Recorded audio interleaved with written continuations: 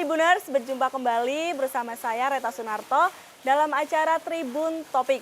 Baik Tribuners, saat ini saya sedang berada di Surakarta begitu ya, karena di sini sangat dingin dan musim hujan begitu Tribuners.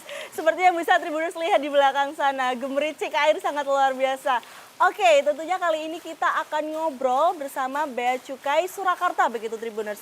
Untuk membahas tentang kolaborasi Bea Cukai Surakarta dengan pemerintahan Kabupaten Sragen. Tentu di sini Bea Cukai bekerja tidak sendiri tetapi juga dengan pemerintah daerah.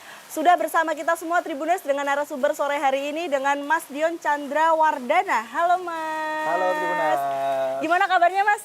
Sehat selalu, Pak. Sehat selalu, luar biasa. Monggo Mas Dion, boleh memperkenalkan diri kepada Tribuners dan menyapa Tribuners. Hai Tribuners, nama saya Dion Chandra Wardana dan saya pelaksana pemeriksa dari Bea Cukai Surakarta dan kali ini akan menemani Tribuners. Luar biasa, kita akan ngobrol-ngobrol santai gitu ya Mas ya. Ini Solo ini dingin gitu ya Mas ya? Jadi kalau Solo itu ibaratkan kan dicepit Gunung Lawu ya. Oke. Dinginnya itu ya sahdu-sahdu gimana gitu. Hawanya hawayu ya. Hawayu. Baik Mas Dion, kita ngobrol untuk akhir tahun dan persiapan untuk tahun 2025. Pasti sibuk sekali atau gimana Mas? Ya, kalau di kami di Bea Cukai tentunya erat kaitannya dengan penerimaan, Mbak. Ya, penerimaan kami terus terang tadi sekitar 2 triliun lebih. 2 triliun Ya, lebih? yang dimana 2 triliun itu didapat dari cukai tentunya. Ya, dari hasil tembakau. Dan kami biasanya di Desember tentunya sudah off target. Jadi sudah melampaui target dari pusat seperti itu. Oke, berarti untuk Desember ini evaluasi mungkin ya dari kegiatan Januari sampai akhir ini. Ini gimana Mas hubungannya ya dengan pemerintah Kabupaten Sragen? Karena seperti yang kita ketahui Solo Raya ini ada 6 kabupaten, 1 kota. Nah, ini kenapa dengan Sragen itu seperti apa Mas? Jadi seperti ini Mbak, kami Bea Cukai Surakarta membawahi 6 kabupaten 1 kota. Dan tentunya kenapa kok kita bahas hanya Sragen? Karena tentunya podcast kali ini bersama Tribun disponsori oleh pemerintah daerah Sragen. Tentunya dari dana DBHCHT Kabupaten Sragen seperti itu. Oke, berarti Bea Cukai memberikan dana DBHCHT kepada pemerintah Sragen gitu ya. Untuk saat ini pemerintah Sragen itu dengan dana DBHCHT apakah berjalan dengan lancar untuk dananya tersebut Mas? Jadi begini Mbak, dari yang tadi 2 triliun yang kami serap itu hanya di Solo ya. Nah, itu nanti dikumpulkan di pusat tentunya, dikumpulkan di pusat menjadi APBN. Nah, dari APBN tersebut nanti istilahnya diturunkan ke daerah-daerah yang tadi istilahnya memang dikelola dari daerah untuk nanti dibagikan kembali ke masyarakat seperti itu. Dan tentunya pembagian kembali ke masyarakat itu memerlukan koordinasi dari Bea Cukai maupun pemerintah daerah Sragen. Nah, saya dan juga kami Bea Cukai Surakarta tentunya tidak mungkin istilahnya dengan bebasnya monggo dipakai, enggak, kita ada aturan gitu ya, ada aturan enggak mau secara bebas monggo, gitu ya, enggak seperti itu. Jadi memang ada anggaran kalau di Sragen di tahun 2024 ini sekitar 12 miliaran yang dapat di BHCHT-nya ini memang dialokasikan untuk masyarakat seperti untuk itu. Masyarakat untuk ya. masyarakat. Dari masyarakat untuk masyarakat Benar begitu ya Mas. Dan di masyarakat ini 12M tadi di breakdown Mbak. Di breakdown kemana saja. Lah, itu di awal kita tetap koordinasinya seperti apa. Ya, betul. Koordinasinya yang pertama kita lakukan rencana kegiatan dulu. Rencana kegiatan di di akhir tahun 2023 untuk kegiatan 2024 ya. Nah, setelah kita lakukan rencana, kita ada planning, ada pengalokasian, dan tentunya di Sragen diampu oleh dinas-dinas tertentu. Termasuk kalau yang saat ini podcast ini kita bekerja sama dengan Dinas Kominfo tentunya. Nah, Dinas Kominfo ini dia kemarin merencanakan kegiatan, ada podcast, ada iklan, kemudian juga ada konser tentunya. Oh, ada konser juga ya Mas ya? Ada konser Mbak. Seru banget. Seru banget tentunya. Karena memang demi masyarakat yang tentunya di Kabupaten Sragen ini animonya luar biasa. Baik. Nah, untuk sosialisasi sendiri gitu Mas, dari pihak Bea Cukai ya dengan Kabupaten Sragen, pasti ada tantangan dan hambatan ya sih Mas. Untuk saat ini apa sih Mas untuk yang menjadi tantangannya itu? Ya, tentunya sosialisasi yang kami lakukan bersama Kabupaten Sragen memang terdiri dari beberapa kegiatan, Mbak. Yang pertama kegiatan-kegiatan tatap muka di kecamatan-kecamatan atau kelurahan setempat, yang dimana kami rasa kelurahan dan kecamatan tersebut memang ada peredaran rokok ilegal. Nah, dari situ kami mendapatkan banyak informasi dari masyarakat, ternyata ada tetangga-tetangga yang jual seperti itu. Nah, itu kami simpan, kami catat dan menjadi review. Dan itu nanti kami serahkan ke teman-teman Satpol PP untuk dicek dengan pengumpulan informasi. Apabila memang itu adalah info A1 atau memang valid gitu ya, kami operasi bersama. Seperti itu. Berarti untuk maaf saya potong, berarti dari Bea Cukai mengumpulkan informasi dari laporan masyarakat, terus dilanjutkan kepada Satpol PP. Setelah infonya itu valid, dilakukan operasi bersama Satpol PP dan Bea Cukai, begitu ya Mas ya? Nah, Satpol PP ini juga tidak harus menunggu info dari Bea Cukai, karena mereka juga dikasih dana dari BACHP juga untuk pengolahan informasi. Nah, biasanya mereka datang ke masyarakat, membeli rokok, istilahnya ada yang legal tidak ya, seperti itu. Kemudian juga selain dari kegiatan tadi yang di kelurahan dan kecamatan, kami juga istilahnya mengadakan konser tadi kan. Ya, konser tadi. Konser itu termasuk kegiatan sosialisasi, Mbak. Sosialisasi, itu gimana? Apa hubungannya itu, Mas? Ya, hubungannya seperti ini. Kita melalui istilahnya artis-artis lokal dan nasional, tentunya ada namanya untuk menggaungkan rokok ilegal nanti di atas panggung. Nah, secara konsep kita melakukan sosialisasi pasif dan aktif. Nah, secara pasif itu seperti adanya baliho, seperti adanya umbul-umbul, seperti itu. Kalau yang aktif tentunya tadi kami titip pesan ke influencer, kami titip pesan ke artis, kemudian dan kendalanya itu satu, Mbak. Apa itu? Hujan.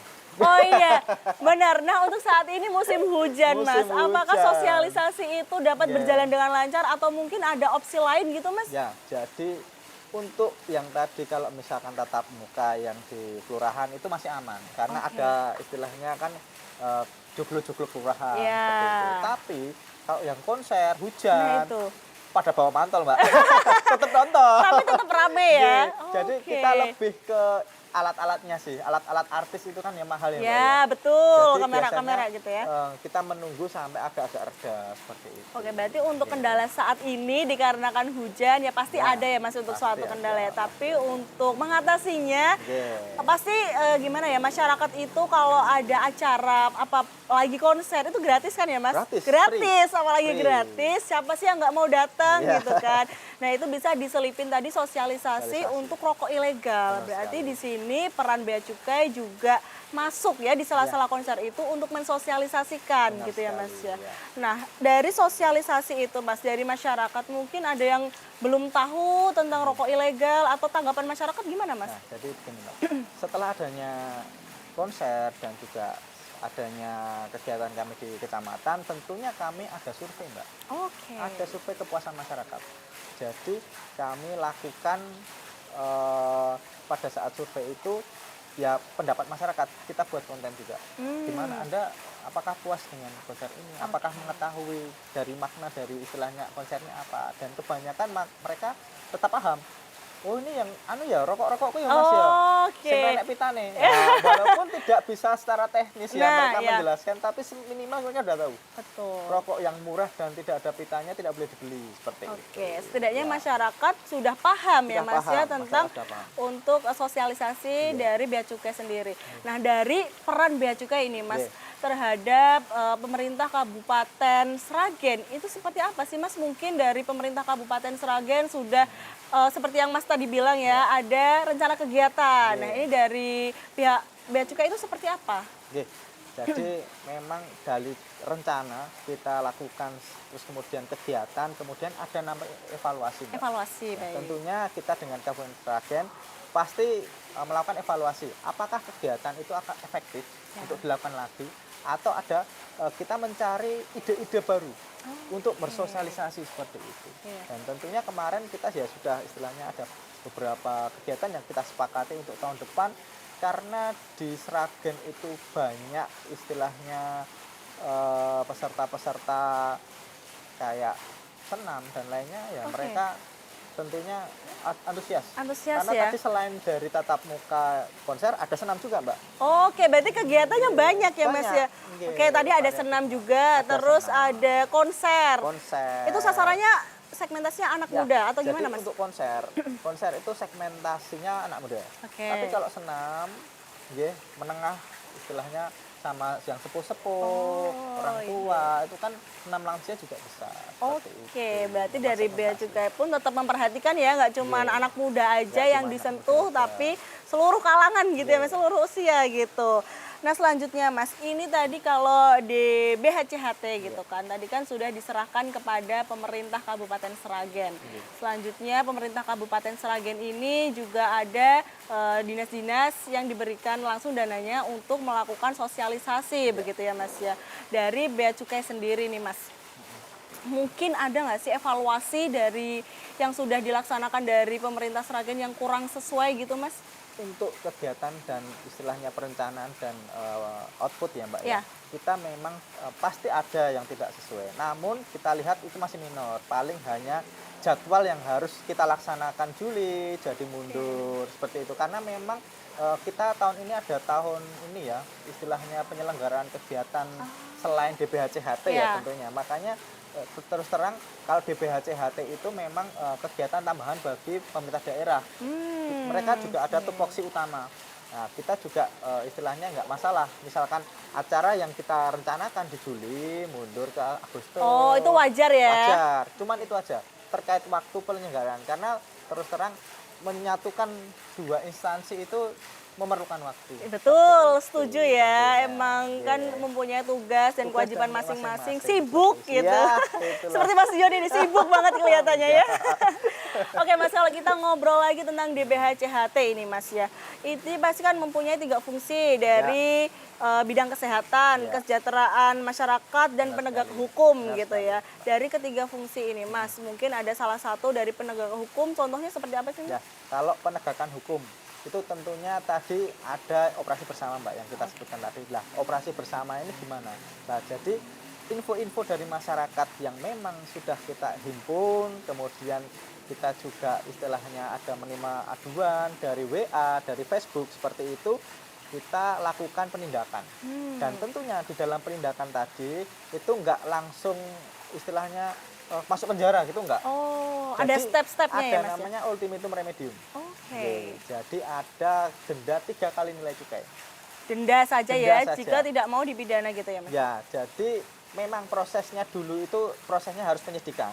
Namun sekarang ada aturan baru yang istilahnya orang-orang atau pedagang yang memang baru sekali menjual dan tidak paham itu kami berikan pengampunan dari undang-undang dan dari PMK bisa didenda saja 3 kali lipat. Oh ya, tapi kan ya sayang ya daripada Iya, denda daripada bentuk jualan ilegal. betul yang legal, maksudnya. betul. Nggih. Nah ini Mas selanjutnya tadi dari penegakan hukum ya sudah di-mention. Tapi saya baca-baca juga ada di BHCHT ini ada memberikan BLT. Benar Ya, sekali. itu benar ya Mas ya? Iya, benar sekali. Itu sasarannya gimana Mas? Jadi gini Mbak, kami juga bekerja sama dengan dinas sosial tentunya. Nah, dinas sosial ini juga istilahnya memberikan titipan dana dari DBHCHT berupa BLT.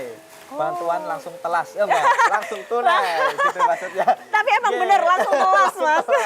Soalnya kayak sehari nih gitu. Seneng langsung dapat bagian. Jadi memang langsung tunai yang buat memang itu buruh-buruh pabrik biasanya Mbak. Buruh pabrik yang ada di Sragen.